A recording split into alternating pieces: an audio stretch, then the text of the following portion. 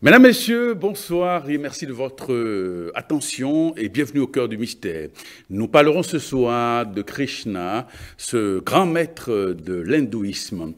Et puis, nous reviendrons sur les aspects les plus saillants de cet initié, grand initié. Notre invité nous fera découvrir les dimensions de cette légende. Parole aux spécialistes. Recevons Germain Aziel, il est exorciste et angiologue. Germain Aziel, bonsoir. Oui, bonsoir monsieur le journaliste. Et merci de venir dans cette émission. Merci. Alors, Krishna, est-il un humain ou bien un avatar? Oui, mais avant de commencer par répondre à cette question, permettez-moi d'abord de rendre hommage à Dieu, la personne suprême, à mon maître spirituel, et à tous les Vaishnavas, c'est-à-dire que les dévots de Krishna. Krishna est Dieu ou un avatar. D'abord, Krishna veut dire Dieu, la personne suprême. Ça, c'est la première définition de Krishna. Deuxième définition, Krishna veut dire l'infiniment fascinant.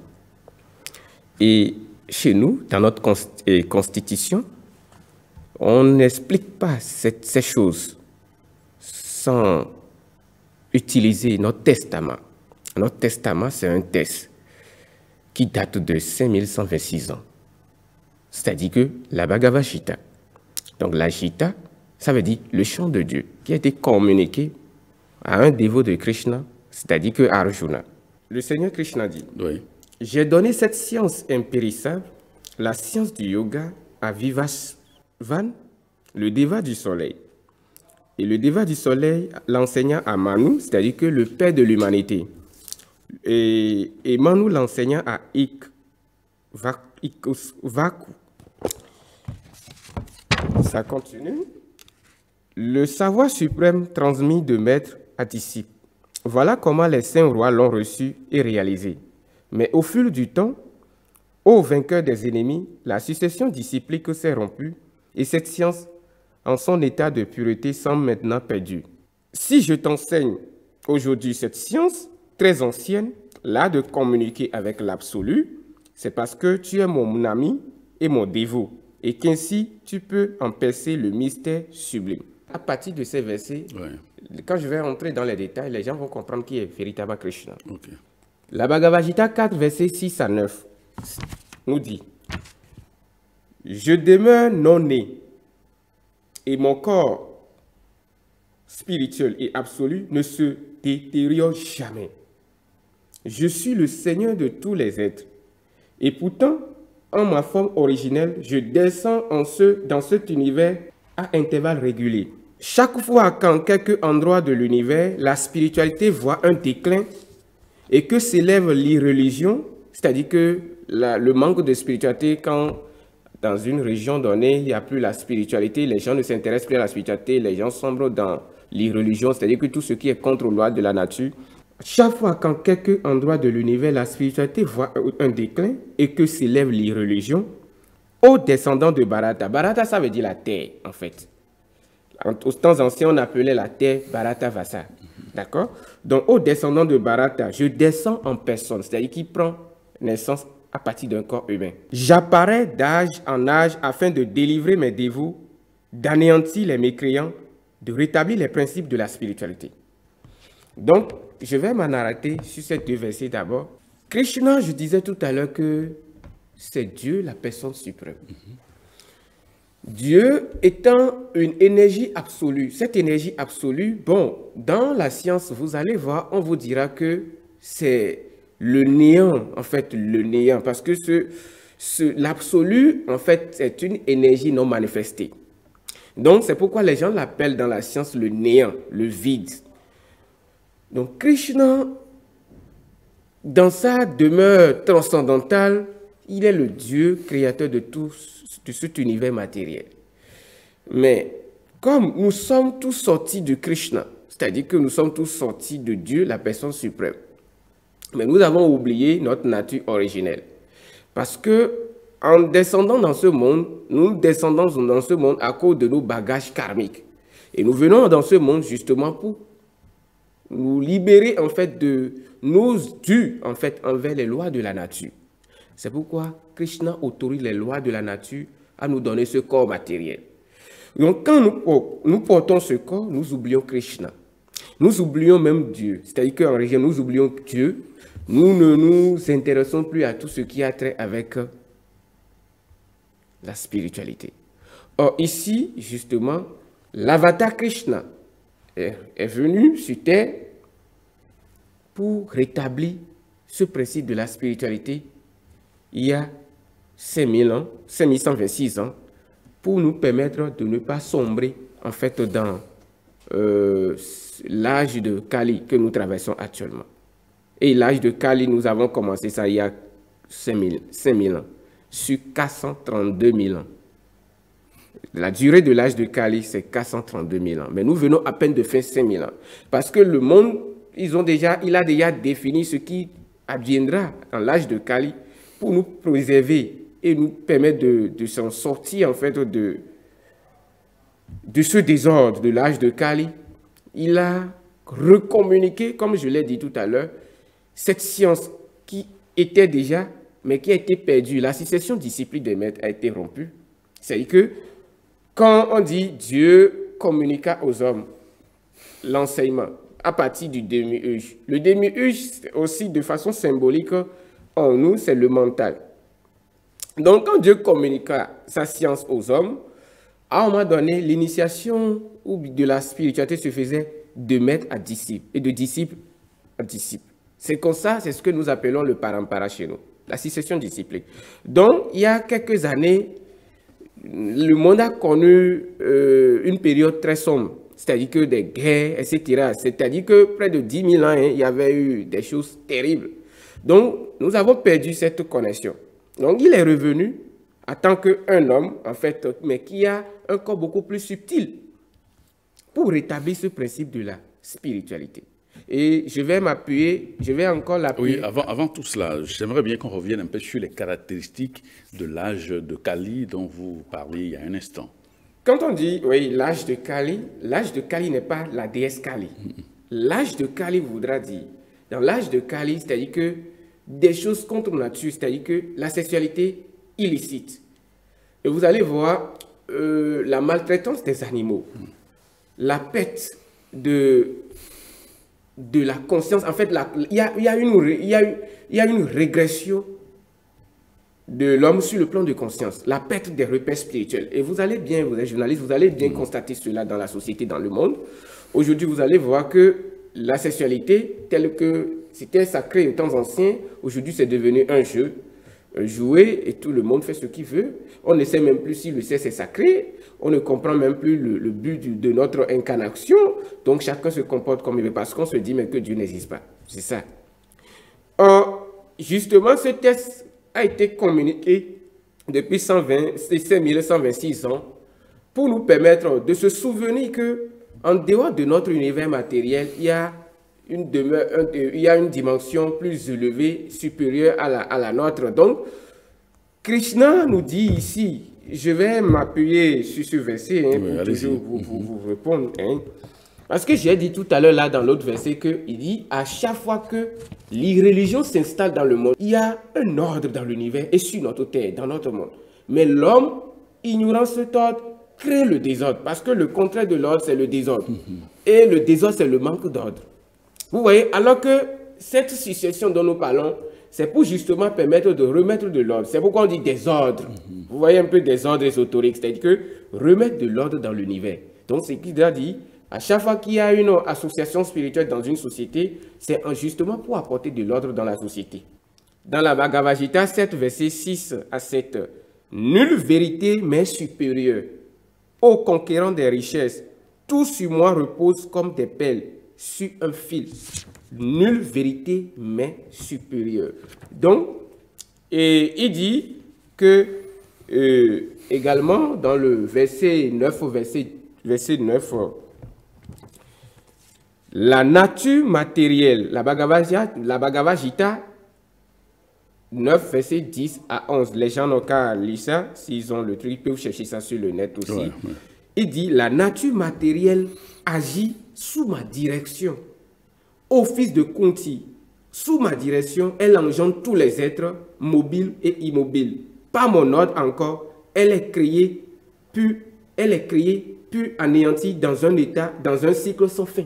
C'est-à-dire que tout cet univers agit sous la direction de Krishna. Donc ça veut dire que l'univers n'est pas en désordre, n'est pas un flux du hasard comme les gens le pensent. Structuré, bien organisé. Bien organisé. Ouais. Et j'appuie avec le dernier verset qui dit « Les sots me dénigrent.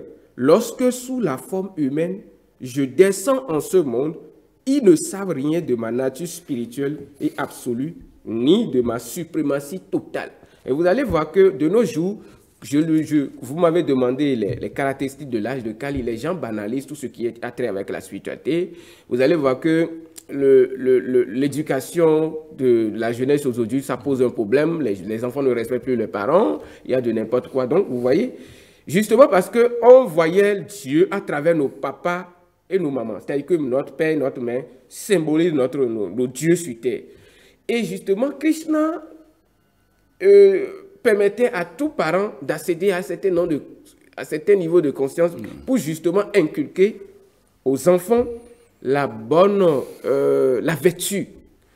Donc, nous sommes déconnectés de la spiritualité. Il y a 2000 ans, l'avatar Jésus est revenu aussi pour actualiser ces principes de la spiritualité. Ouais. Mais vous allez voir toujours, ça pose de problème. Parce que le monde est dans les ténèbres. Donc, ici, Krishna disait que les sots le dénigrent, c'est-à-dire que vous allez voir tout ce qui a trait à la spiritualité, quand les gens parlent de Dieu, qui est un créateur de l'univers, là, vous allez voir que ceux qui se disent des athées s'en moquent. Vous allez voir, quand vous parlez de la spiritualité, il faut te connaître, il faut travailler, il faut purifier, il faut corriger certaines vices, il ne faut pas faire ceci, il ne faut pas faire cela. Les gens se disent que mais lui, il hallucine. Oui, vous voyez. Donc c'est pourquoi il disait dans ce verset que les sots le dénigrent. Parce que Krishna, nous sommes tous issus de Krishna. Et Krishna est en vous, son énergie est en vous. D'ailleurs, nous sommes sortis de lui et donc nous sommes des dieux. Donc, nous sommes des parties de Krishna. Donc, Krishna est en vous. Donc, votre corps physique que vous portez, ce n'est pas votre véritable nature. Non. Mais malheureusement, dans ce monde matériel, nous nous attachons seulement à ce qui est visible, c'est-à-dire que ce corps que nous voyons. Alors que notre véritable identité, ce n'est pas ce corps. Donc, la nature transcendantale de Krishna, ce n'est pas le corps qu'il a pris en tant qu'avatar pour venir dans ce monde il y a 5126 ans. Donc, vous voyez un peu. Donc, l'âge de Kali, c'est l'âge des pratiques bien dire, obscures, des choses contre nature. Parce qu'à chaque fois, comme il a précisé dans le chant, vous allez voir quand ces actes commencent par s'amplifier sur la terre, c'est que la terre sera détruite. Oui. C'est-à-dire que la civilisation disparaît. Vous allez voir ce qui est arrivé aux Mayas et Celtes.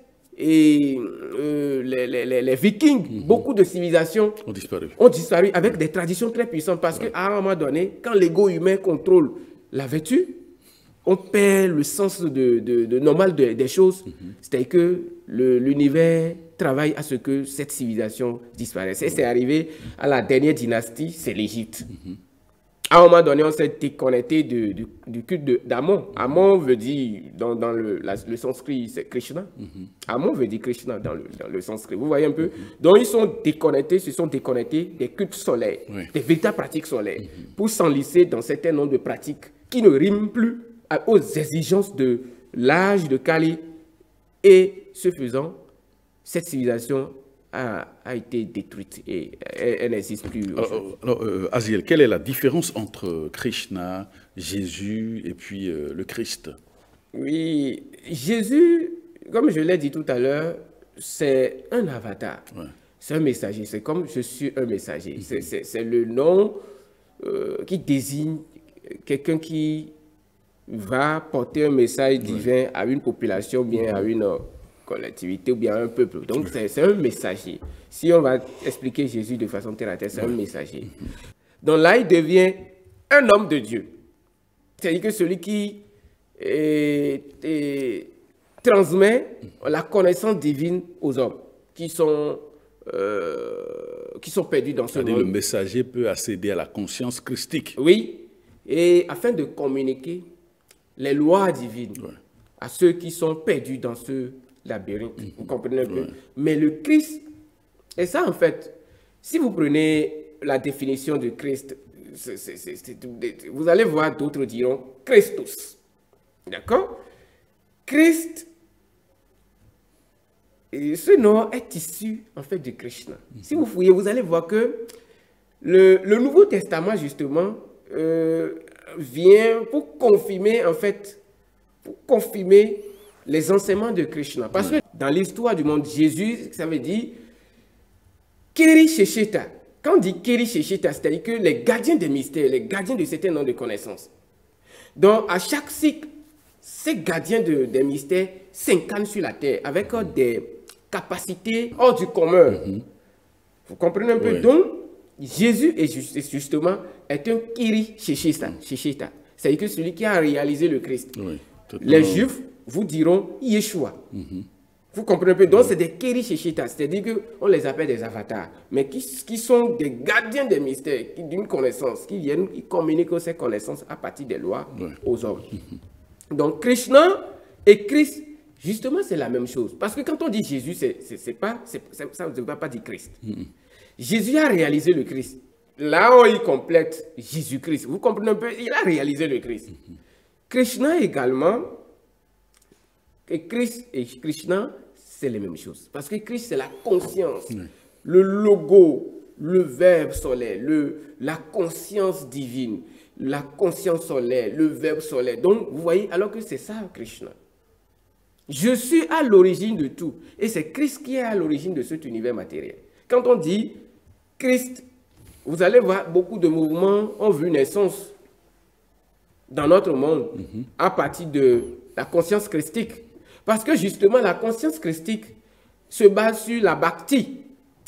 La bhakti comme la dévotion. La dévotion comme le mouvement de Krishna. Le mouvement de Krishna est basé sur le yoga, en fait, la science de yoga que nous appelons la Bhakti Yoga. La Bhakti Yoga veut dire le yoga de la dévotion. De la dévotion qui permet de se connecter à une divinité, bien Dieu, la personne suprême. Donc c'est ça le christianisme pratique. Quand bien même il y aura quelques... L'adoration. Mais c'est la Bhakti, le christianisme. Et vous allez voir le psaume 150, je crois. On fait, au fil de l'émission, je vais expliquer, on fait de l'hommage, vous allez voir qu'il est recommandé parce que nous tenons compte surtout du premier livre, surtout, c'est-à-dire que pour comprendre l'origine et la fin de quelque chose, il faut comprendre l'origine, il faut également étudier la finalité. Parce que c'est ça qui maintient le monde en équilibre. Donc, la genèse de la Bible. D'accord? Maintenant, bien avant de parler de l'Apocalypse, il y a le psaume, parce que vous prenez certains livres, c'est le psaume qui finit, le livre, donc les psaumes. Vous prenez le premier psaume et le dernier psaume. Vous allez voir, quand vous lisez le premier psaume, heureux quelque chose. Mais le dernier psaume, ça nous parle de louer Dieu avec des luttes. Et vous allez voir, c'est ce qui se fait. C'est ce qui se fait dans la conscience de Krishna. Nous l'appelons cela les lilas du Seigneur, les divertissements du Seigneur. Krishna, Christ, Krishna, Christ, c'est les mêmes choses. Les Égyptiens anciens vous diront Horus, Amon. D'accord? Mais Jésus, c'est un messager de Krishna, de Christ. Vous comprenez un peu? Comme nous voulons, par exemple, sur cette terre, nous voulons maintenant de nos jours beaucoup de personnes qui ont réalisé le Christ. Parce que réaliser le Christ et adorer Christ aussi, c'est deux choses différentes. Très bien. Alors, quelle est la nuance entre l'hindouisme et le Sanatana Dharma? Oui, merci pour cette question. Vous savez, quand on parle de l'hindouisme, bon, très souvent, vous allez voir quand on fait l'émission, des gens disent mais on fait l'apologie des divinités asiatiques. Non, ce n'est pas ça. Divinité hindoue? Non, ce n'est pas ça. Je vais l'expliquer. Cette terre n'était pas séparée au préalable. Toutes les races vivaient ensemble. Et la preuve, dans nos temples, nous les représentons dans nos temples. C'est-à-dire, Jagannath, qui est toujours un autre nom de Krishna. Jagannath, Baladeva, Subhadra. Et vous allez voir, nous les représentons par la race, couleur noire, couleur blanche, couleur jaune. Et justement, vous savez, la majorité des Africains ne savent pas que les civilisations qui se sont succédées c'est-à-dire que ce soit la Lemurie, l'Atlante, et les Sumériens, les Mayas, ces civilisations découlent de l'Asie. Et on parle de la Mésopotamie, c'est l'Asie, d'accord? Mais qu'est-ce qui s'est passé? L'actuel Irak. L'actuel Irak. Et j'explique. J'ai dit tout à l'heure Bharata Vasa, et j'ai dit c'était le nom de la terre. Le Japon, l'Irak, Afghanistan, Oui. Pakistan, jusqu'à Arabie Saoudite, Indonésie, c'était tout ça là, on appelait jusqu'à temps vers l'Égypte, Bharata Vasa. Et vous allez voir que c'est les mêmes traditions. Quand vous prenez le judaïsme, vous allez trouver la genèse de la création, c'est les mêmes choses chez les Indiens. Vous allez trouver chez les Chinois, vous allez voir que c'est les mêmes choses. Si vous étudiez, et vous allez voir, vous entrez dans le christianisme et l'islam, vous allez voir que les cosmogonies, c'était que l'exégèse de la création, vous allez voir que c'est les mêmes choses. Ça voudrait dire qu'il y a un problème. Mais si on n'a pas l'ouverture d'esprit, on ne peut pas comprendre. Nous savons depuis 10 000 ans, on enseigne, avant de répondre à l'hindouisme et le Sanatana Dharma, nous savons que c'était descendant de Rama qui s'est incarné sur notre terre il y a 10 000 ans. D'accord? Il a donné naissance à 2 enfants, Lava, ou bien Lawa et Kush. Les Kush a donné des enfants, ils ont immigré vers l'Égypte. Et tout est tracé dans les textes anciens. Ce n'est pas que je l'invente. Donc c'est parce que beaucoup n'ont pas étudié les textes. Quand on vient, on parle de l'hindouisme ou bien certaines choses, les gens pensent que c'est une tradition différente. Nous sommes tous les mêmes peuples. La séparation est mentale. Le Sanatana Dharma, c'est l'ordre éternel de la nature. Les anciens Égyptiens appellent cela Medu Neter. Medu Neter. On a perdu cette connaissance. C'est cet ordre éternel de la nature qui permet de retrouver notre nature transcendantale. Vous savez, beaucoup de traditions commettent l'erreur là. Nous l'avons dit tout à l'heure. C'est pourquoi au finish, elles disparaissent. Vous allez voir que les désordres naissent au sein des pratiques. Ça s'est passé en Égypte et dans toutes les civilisations. Les Aztèques, ils tuaient. D'autres tuaient même à leur divinité. Il y a un dieu serpent là-dedans. Ils tuaient, mais à un moment donné, ces civilisations ont disparu. Parce que ça ne rime plus avec notre tradition ou notre spiritualité originelle qu'on appelle le Medu Neter. En Afrique, chez les Égyptiens, anciens pharaons, on dit Medu Neter. Mais dans le sanskrit, ça veut dire le Sanatana Dharma, l'ordre éternel de la nature. C'est cet ordre éternel de la nature, de l'univers, qui est cette sagesse, cette science impérissable de l'âme, dont nous avons besoin pour nous libérer des miasmes de la matière, des chaînes de cette existence matérielle. Mais c'est parce que nous avons perdu cette connaissance, cette science, comme l'a dit la Bhagavad Gita tout à l'heure. J'ai communiqué cette science au déva du soleil. Aux temps anciens, vous savez, les gens vivaient sur notre terre beaucoup plus dans le corps éthérique. Donc, ils pouvaient vivre très longtemps. C'est-à-dire qu'ici, aujourd'hui, nous vivons beaucoup plus dans ce corps grossier, dans le corps physique. Alors que le corps éthérique, après le corps éthérique, c'est le corps physique. C'est-à-dire que quand on voit le corps physique là, après on voit le corps éthérique. Éthérique. Mais c'est le corps éthérique qui est le corps vital. Vital, oui, absolument. Vous voyez un peu? Donc, tout ce que nous prenons, que ce soit des médicaments, nous mangeons des nourritures, vous allez voir que nous prenons l'éther, en fait, l'énergie vitale dans toutes ces choses-là. C'est ça qui alimente toujours ce corps éthérique. Mais les autres vivaient beaucoup plus dans ce corps éthérique et ils pouvaient voir certaines entités très élevées de façon directe comme ça. Il y a même 2000 ans de notre ère, ça se passait dans nos sociétés. À certaines heures données, vous pouvez voir un certain nombre d'entités. Mais depuis un moment, vous allez voir, ces choses ne sont plus fréquentes. Ça fait que les gens doutent tout même de l'existence de Dieu. Vous comprenez un peu? Si Dieu n'existe pas, tous nos ancêtres, avant de prier, même s'ils ont leur pratique traditionnelle, ils appellent d'abord le nom de Dieu. Ça voudrait dire que Dieu existe. Et l'existence matérielle n'est que la preuve de son existence spirituelle. Donc, l'hindouisme c'est la religion comment dire, des pays, ou bien des pays du sous-continent indien, en fait, oui. C'est une religion, les traditions, etc., etc. Mais le Sanatana Dharma, ça n'a rien à voir avec la tradition. Très bien. Alors, pourquoi est-ce qu'on représente Krishna avec des serpents? Comment est-ce que vous pouvez expliquer cela? Le serpent, en fait, sans le serpent, il n'y a pas de spiritualité. Maintenant, le serpent a été, la connaissance, la science du serpent a été dénaturée dans nos sociétés, ce qui fait que les gens ont peur du serpent. Et quand le serpent, il y a plusieurs serpents dans notre monde. Krishna, en fait, il est l'incarnation encore d'un serpent que nous appelons Sheshananga. C'est un serpent qui, justement, a plus de 1000 têtes, et parfois plus de 1000 têtes. Ce serpent est un serpent céleste. On le représente justement avec ce serpent parce que c'est ce serpent qui a donné naissance à tous les serpents qui se trouvent dans notre monde. Mais vous savez, quand quelque chose n'est plus en harmonie avec l'ordre éternel, ou bien sa nature originelle, c'est que la chose sombre dans les religions. La Genèse dit, le serpent a induit Ève dans l'erreur et nous retrouvons tous dans le péché. En fait, justement, c'est une manière de présenter les choses. C'est une manière de... En fait, justement, c'est quand le serpent n'est plus dans sa face transcendantale, le serpent nous enfonce dans les choses grossières. Donc, c'est un peu ça.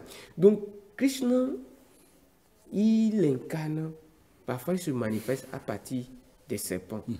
Et c'est des serpents très rayonnants. Je vais peut-être, on va trouver le temps de revenir dans une autre émission. Mais vous allez voir dans un autre aspect, vous allez le voir, il piétine les serpents. Les serpents qui piétinent, en fait, ça symbolise nos passions, nos basses passions sur lesquelles nous devons triompher. Nous devons triompher sur nos basses passions. Donc, Krishna, justement, quand on accède à la conscience de Krishna, on arrive à crucifier, à travailler, à maîtriser certaines basses passions, ce qui fait qu'il y a trop d'exigences et de conditions pour être dévot de Krishna, c'est pas facile. Très bien. Alors, comment peut-on accéder à Krishna? Est-ce qu'il faut aller forcément dans les temples pour le prier, pour le vénérer? Bon, comment ça se passe? Pour prier Krishna, comme le font tous les chrétiens, tout le monde peut rester chez lui et prier Krishna. Mais il y a en fait ce qui est le plus essentiel. En fait, chez nous, on ne se lève pas pour devenir maître spirituel, bien spiritualiste comme ça, non. On reçoit une initiation de la lignée. Et vous faites partie, vous intégrez la conscience de Krishna. C'est-à-dire que on vous initie et devant le feu védique. C'est-à-dire qu'on fait l'initiation et on vous donne le mantra sacré de Krishna. C'est que nous appelons ça la Diksha mantra. Maintenant, je vais nuancer. C'est comme je viens ici, je parle de Krishna, quelqu'un s'intéresse à Krishna. Et je lui dis, mais moi, je ne peux pas te donner, je ne suis pas un maître qui a pour vocation de donner cette initiation. Je peux te dire, il faut aller dans tel temple, dans tel pays. Je suis son Siksha Guru, le maître qui lui a montré le chemin. Maintenant, parfois, le maître qui est Siksha Guru, c'est celui qui montre le chemin, peut devenir après son Diksha Guru, le gourou initiateur. Tous les maîtres n'ont pas cette qualité. Chez nous, c'est comme ça. Ce n'est pas parce que le maître qui t'a donné l'enseignement, qui t'a montré le chemin, n'est pas forcément ton maître initiateur. Il peut le devenir si là, il est autorisé à le faire. Pour devenir dévot de Krishna, c'est simple. Vous allez dans les temples de Krishna, vous recevez l'initiation, c'est-à-dire que vous suivez l'enseignement pendant au moins 1 an. D'abord, on voit que le disciple est prêt, on lui donne la première initiation. Cette première initiation lui donne droit de réciter ce que nous appelons le mantra de Krishna, Maha Mantra. Donc ce mantra, justement, le nettoie de tous les karmas, toutes les activités matérielles illicites ou bien impures qu'il aurait fait dans le passé. Cette initiation, dès qu'il reçoit l'initiation, c'est qu'il élimine ses karmas. Ça veut dire qu'il vient de commencer un nouveau cycle. Maintenant, il reçoit le truc là, on lui donne le chapelet sacré. Nous avons des chapelets sacrés. C'est ça qui nous permet en fait de... On récite toujours. Oui. C'est sacré en fait, justement, c'est sacré. Il reste chez lui, même s'il n'a pas un temple dans son pays, c'est le fait qu'il a reçu l'initiation, il peut rester chez lui et prier Krishna. Krishna est partout. Mais seulement que la condition, c'est-à-dire que des choses peut-être en évoluant, je vais expliquer, chez nous, il y a beaucoup de conditions et de règles. C'est que pour devenir dévot de Krishna, pour se connecter à la conscience supérieure, il y a beaucoup de conditions. Il y a des austérités sévères qu'on fait. Et quelles sont ces austérités, quels sont ces principes par exemple, que vous jugez de rigoureux?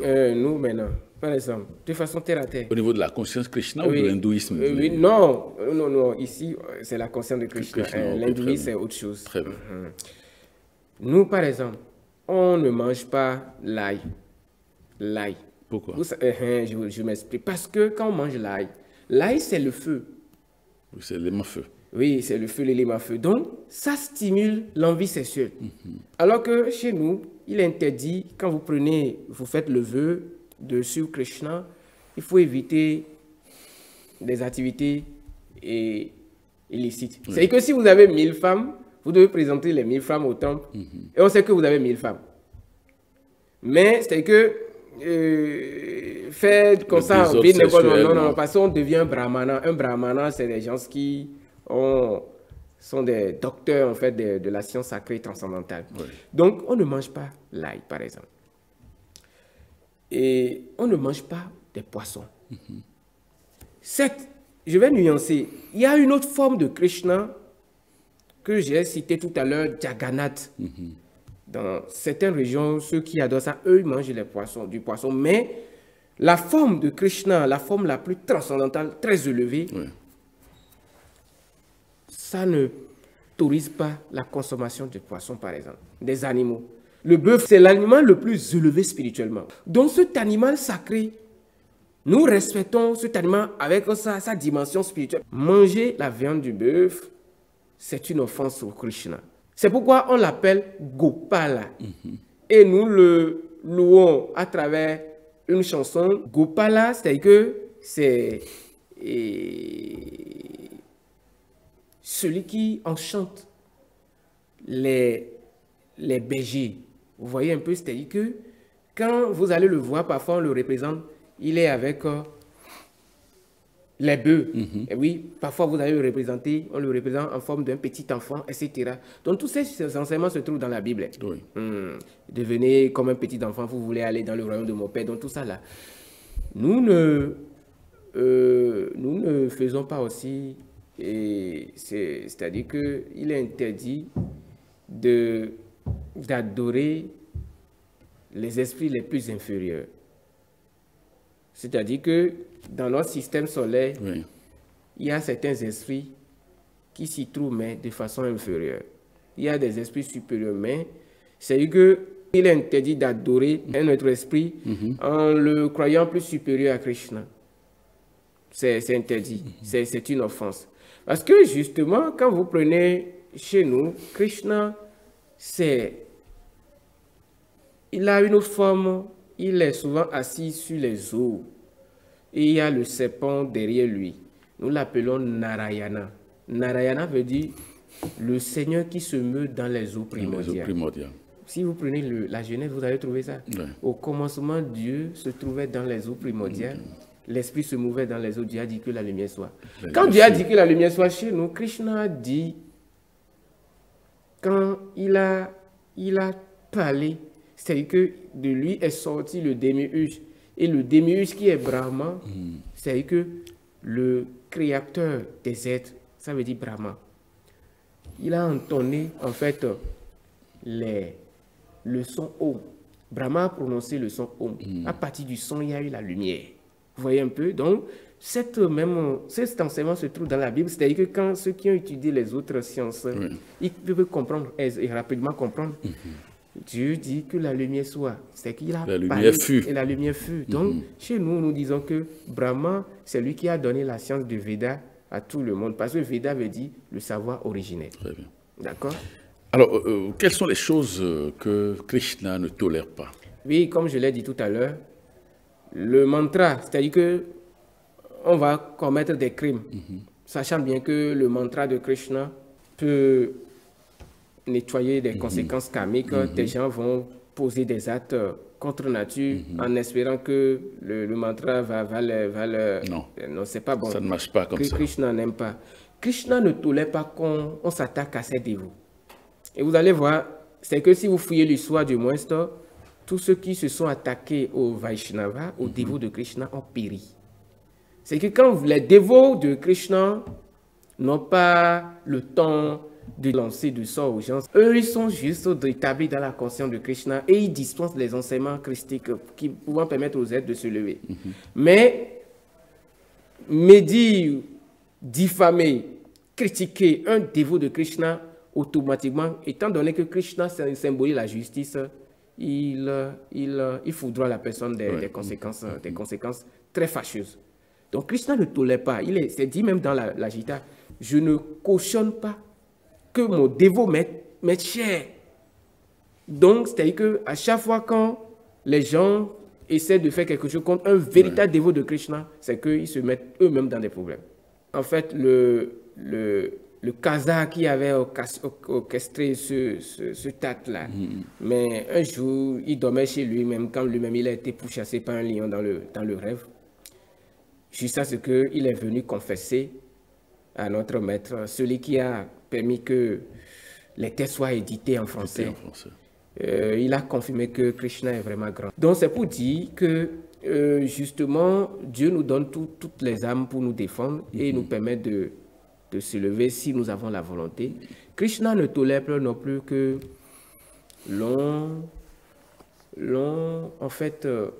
on commercialise ses enseignements. Non. Chez nous, peut-être, il peut y avoir des cotisations dans les temples, mais on ne paye pas pour ces enseignements. On ne paye pas. C'est que si vous entendez qu'on paye pour ces enseignements, non. Parce que ces enseignements, c'est pourquoi, normalement, si nous avons les moyens, on achète beaucoup la Bhagavad Gita, on commande et on distribue aux gens pour leur permettre de comprendre ce que c'est que Krishna. Donc, c'est une science un peu à part. Il y a d'autres sciences qui autorisent de prendre les métaux.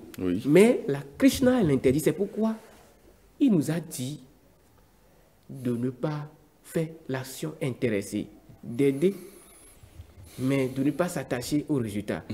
Faire un travail spirituel, mais ne pas s'accrocher au résultat. C'est-à-dire que de laisser soin à l'univers de gérer le résultat. Parce que c'est lui qui a l'origine de tout.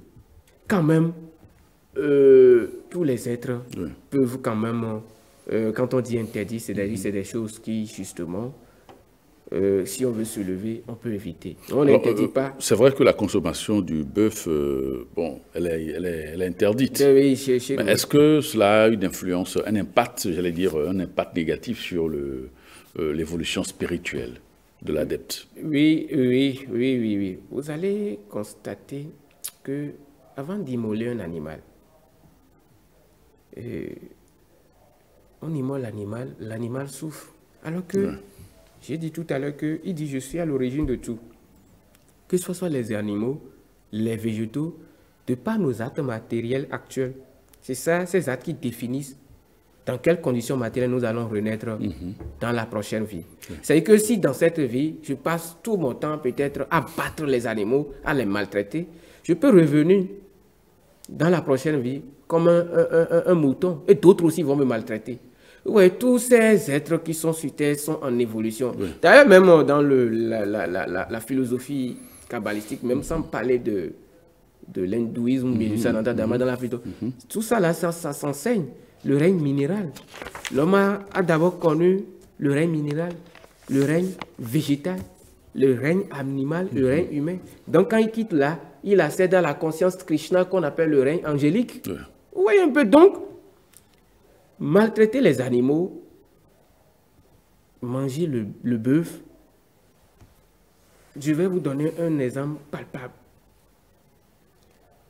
Nous avons dit tout à l'heure que le corps vital est lié à notre corps physique. C'est ça. Quand on immole un animal, la douleur, sa frustration d'avoir arrêté son cycle brusquement, tout ça là s'enregistre dans son énergie vitale. Donc déjà qu'en mangeant déjà cette viande, on s'empoisonne. Donc, en mangeant mal, c'est-à-dire que ce qui est toxique, on s'empoisonne l'éther chimique. Dès lors, on se rend malade. On empoisonne ce corps.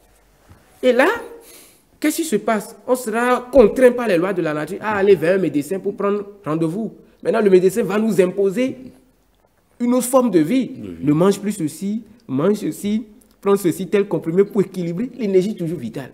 Donc, si on a la compréhension de ces choses, on peut quand même les éviter. Très bien.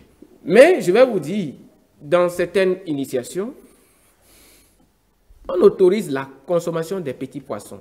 Le bœuf, c'est interdit. C'est une offense. Et celui qui reçoit l'initiation, là, qui ne respecte pas, dès qu'il commence, c'est qu'il va s'attirer tous les ennuis. Parce que Krishna ne pardonne pas les offenses. C'est pourquoi il dit, à chaque fois que l'irréligion s'installe, je descends pour rétablir les principes de la spiritualité. Ce n'est pas qu'il va descendre physiquement comme ça. Hein. Non. Mais déjà, ces lois, la nature agit en sa direction. C'est clair. Donc ça veut dire que les lois de la nature vont détruire la personne. Et la personne l'aurait voulu. Donc c'est un peu ça. C'est pourquoi dans toutes les initiations, quand on reçoit l'initiation, il y a des interdits, des normes à suivre pour ne pas s'attirer des ennuis. On dit, il ne faut pas faire ceci. Mais chez nous, à part ça, vous pouvez rester chez vous et adorer Krishna. Et l'autre forme, pour ne pas paraître complexe aux gens, j'ai dit qu'il y a l'autre forme de Krishna, Jagannath, que les gens adorent. Et ils mangent le poisson. Alors, quelles sont les recommandations de Krishna dans le Kali Yuga? Oui, dans le Kali Yuga, c'est-à-dire que l'âge de Kali que nous traversons actuellement, et ça reste encore, hein, on vient de faire à peine 5000 ans. On a fait traverser l'âge d'or, l'âge des reins, l'âge de fer, et l'âge de cuivre, et nous sommes actuellement dans l'âge de fer, qui est l'âge de Kali. Donc, les recommandations, c'est ça j'ai dit tout à l'heure, vous voyez le psaume 150, vous allez voir les recommandations. Il nous a recommandé le Sankirtana. Le Sankirtana, c'est... Nous jouons des instruments de musique et nous chantons ces mantras. Regardez par exemple, nous disons par exemple un mantra, par exemple des hymnes sacrés. Govinda, Govinda veut dire celui qui est la source de la joie de tous les êtres. Govinda, Bolo, Hari, Gopal, Bolo. Nous nous louons à travers beaucoup de chants et des musiques. C'est-à-dire que des instruments de musique, ça nous permet de vivre dans une joie. Vous allez voir, la majorité, tous ceux qui sont des véritables dévots de Krishna, quels que soient les malheurs, les situations difficiles dans lesquelles ils sont toujours heureux. C'est qu'ils ne désespèrent jamais. Parce que même dans le malheur, c'est que tout ce qui nous arrive, nous acceptons que c'est pour notre bien. On ne perçoit pas comme étant un problème de la sorcellerie. Chez nous, ce n'est pas ça. Donc, nous sommes toujours dans la joie. Et vous allez dans le temple, de n'importe quel temple de Krishna, authentique, du temple, c'est que l'initiation de source autorisée, un maître qui vient d'une source autorisée. Dès que vous entrez dans le temple et on commence les bandjans, les hymnes sacrés, vous retrouvez une joie, vous oubliez vos problèmes. Imaginez qu'un être humain qui puisse rester dans cet état tous les jours de sa vie. C'est-à-dire qu'il sera une source de joie pour les autres. C'est pourquoi Krishna nous dit mais que vous devez me voir à travers mes représentants. C'est pourquoi chez nous, on respecte tous les maîtres. Si vous me voyez saluer mon gourou ici, tout ce que vous allez dire, mais c'est quoi, il est fou? Non, alors que ça fait partie des normes établies. Et c'est ça qui permet, en fait, à ce que les autres qui sont à l'extérieur puissent savoir que c'est du sérieux. Merci, Germain Aziel. Vous êtes exorciste et angiologue. Merci pour ces informations que vous nous apportez sur la conscience Krishna à travers la Bhagavad Gita. Merci infiniment pour ces informations. Amis téléspectateurs, merci de nous avoir suivis et bonne soirée chez vous.